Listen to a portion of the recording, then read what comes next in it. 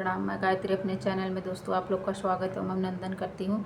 आप लोगों के बीच एक प्यारा सा लाचारी गीत भजन प्रस्तुत करने जा रहा है। कैसा लगा कमेंट करके ज़रूर बताइएगा दोस्तों।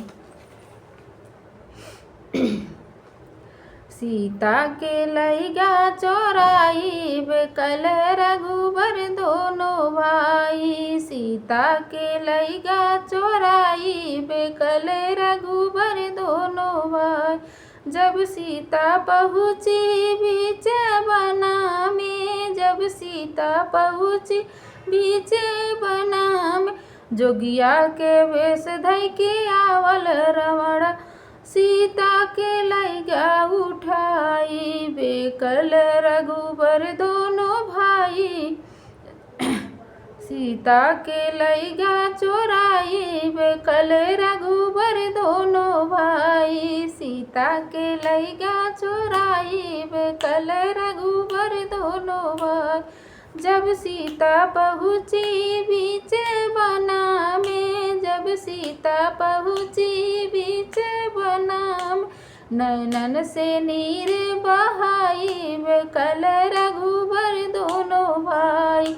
सीता के लैगा चोराई बेकल रघुबर दोनों भाई।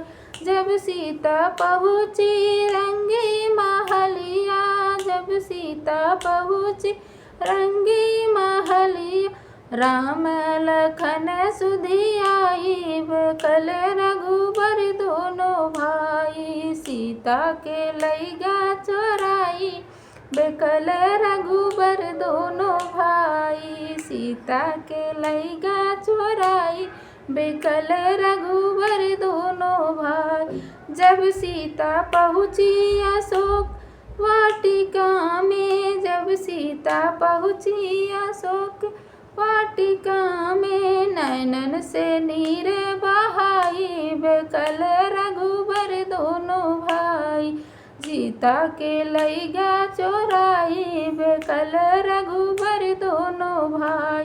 जब सीता पहुँची अशोक वाटिका में, लंका दहन होई जाई बेकल रघुबर दोनों भाई।